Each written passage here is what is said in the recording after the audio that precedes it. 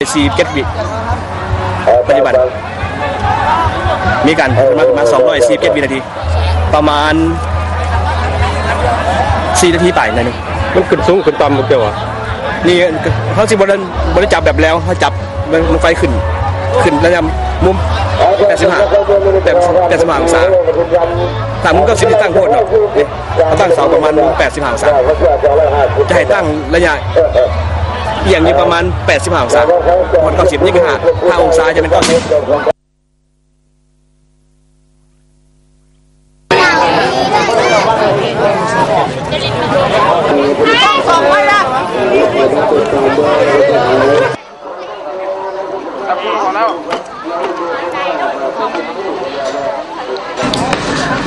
ขั้นตอนเอาบั้งไฟน้อยขึ้นสู่ข้างเพื่อจุดแม่นใช้เวลาประมาณ15 นาทีต่อบั้งส่วนบั้งไฟแสนและบั้งไฟล้านอาจใช้เวลาถึง45 นาทีจึงสามารถจุดได้ส่วนขั้นตอนล่างบั้งไฟแสนและบั้งไฟล้านแม้นจะใช้เวลาประมาณ1 ชั่วโมงจึงสำเร็จซึ่งขั้นตอนในการล่างบั้งไฟแม้นมีความจำเป็นและหลีกเลี่ยงบ่ได้ทางได้เอาใจใส่เป็นอย่างดีเหตุผลการล่างบั้งไฟก็เพื่ออนามัยบ่ให้ฝุ่นละอองหรือขี้มือขี้เจียเกาะติดตามหูเราบั้งไฟด้านในเหตุผลการล่างบั้งไฟก็เพื่ออนามัยบ่ให้ฝุ่นละอองของขี้มือขี้เจียเกาะติดตามหูเราบั้งไฟด้านในแม้แต่ฝุ่นละอองเดียวถ้าล่างบั้งไฟบ่ละเอียดระดับการไหม้ของบั้งไฟจะบ่เสมอและเปลวไฟจะไหม้แผ่ลามเป็นบริเวณกว้างซึ่งเป็นหนึ่งในสาเหตุของความอันตรายดังนั้นขั้นตอนการล่างบรรดาสร้างบั้งไฟแม่นเอาใจใส่เป็นพิเศษและขี้ตมก็เป็นวัตถุชนิดหนึ่งที่สำคัญในการเสร็จและล่างราวบั้งไฟซึ่งขี้ตมบ่เพียงแต่เกี่ยวข้องในการล่างบั้งไฟเท่านั้นขี้ตมยังมีส่วนร่วมกับเจ้าของบั้งไฟที่จุดบ่ขึ้นอีกด้วยหลังจากที่ล่างบั้งไฟสำเร็จแล้วแม่นเริ่มนำเอาบั้งไฟขึ้นข้างบั้งไฟเพื่อจุดบูชา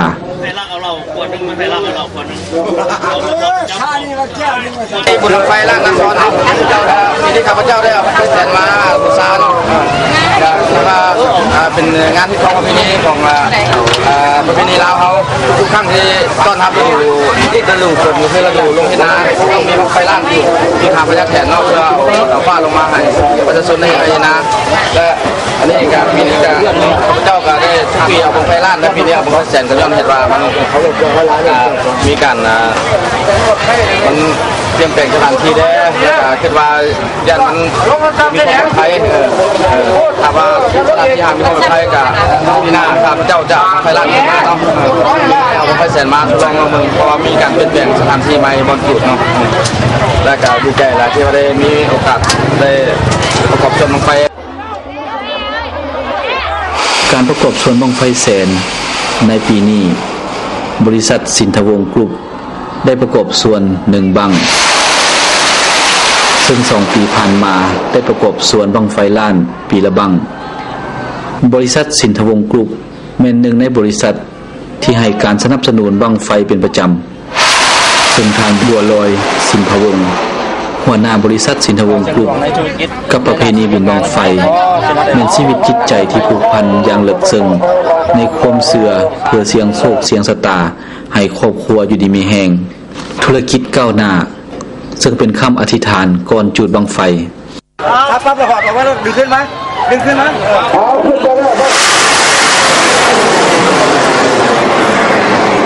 มันเรื่องประเพณีเนาะคือตัวอย่างคืออยู่บ้านนี่เขาเจ้ามักแบบว่าบุญประเพณีเขาเจ้ามีการบาการบนกันจังซี่นะคันบาบนแล้วบางคนก็อยู่พุ่นต่างประเทศเหมือนอยู่สหรัฐอเมริกาเนาะเจ้าเฮ็ดยังไงแบบว่าทำมาค้าขึ้นเนี่ยนะหรือว่าอยู่ลาวเฮาก็คือกันเนาะแต่ละบริษัทเนี่ยนะแบบว่าเฮ็ดบั้งไฟที่แรกก็เฮ็ดบั้งไฟหมื่นมาจุดบูชาถ้าว่าเฮาธุรกิจเฮาเดินแม่นแล่นสะดวกจังซี่นี่แบบว่าพ้นหนี้พ้นสินหรือว่าทำมาค้าขึ้นนี่แบบว่าปีหน้าเอาบั้งไฟแสนจังซี่นะกลัวมันจะเกิดขึ้นมาเรื่อยๆเดี๋ยวนี้ย้อนความเชื่อถือ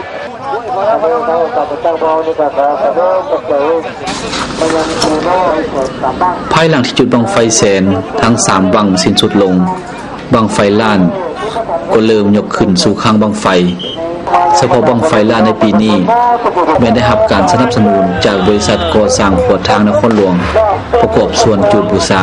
โอ้เฮาก็เป็นภูมิใจที่ว่าเฮาเคยได้ไปเบิ่งบังไฟที่ว่าสร้างเพลงนี่เนาะมันได้เบิ่งมานี่3งานนี่กับนี่เนาะนี่เฮายังได้นำมาเบิ่งอีกนำมาเบิ่งอีกอยู่นาซ่อนนี่เพราะว่าบังไฟแสนนี่เดี๋ยวได้จุดไปแล้วสิ3บังนี่แบบว่าขึ้นจนสุดอกสุดใจแล้วบังไฟล้านเดี๋ยวนี้กำลังจะจุดเดี๋ยวนี้ก็เฮาภูมิใจเฮายังนำมาเบิ่งเพราะว่าเฮานี่เรื่องบังไฟนี่เฮามักอยู่แล้วว่าจังไดแต่กี้แต่ก่อนเฮาก็เป็นสร้างบังไฟคือกันแต่เดี๋ยวนี้เฮาก็เลยพักผ่อนแล้วว่าจังไดเฮ็ดธุรกิจแนวอื่นถึงว่าเวลาจะค่ำมืดก็ตามแต่ผู้คนยังหนาแน่นและคองคอยชมบังไฟล้านอย่างจดจ่อเป็นบังไฟบังสุดท้ายของบุญประเพณีบังไฟบ้านนาซอน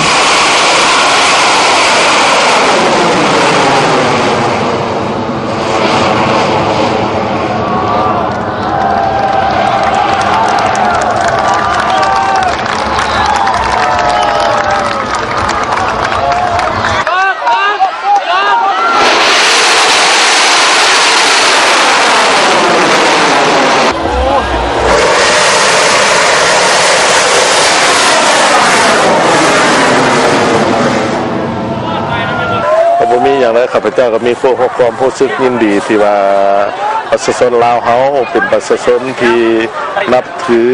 เคารพธรรมเนียมของประเพณีลาวแล้วก็ปฏิบัติแล้วก็มาแต่ดึกดำบรรพ์แล้วก็มาเท่าทุกมื้อนี้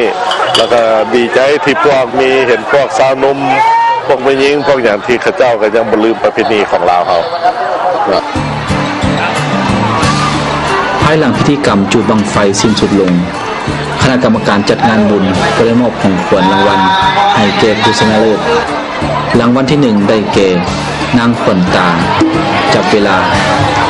240 วินาทีรางวัลที่2ข้าวแอน้อยลือซาจับเวลา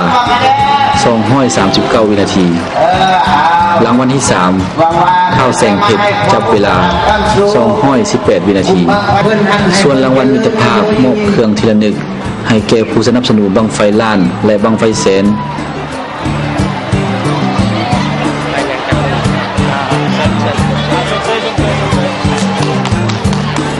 ประเพณีบุญบังไฟบ้านนาซอนเวลาใดก็รักษาได้ฮีดของประเพณีการสืบสานบูชาพญาแถนทุกๆปีซึ่งในปีนี้อาจจะต่างปีกาย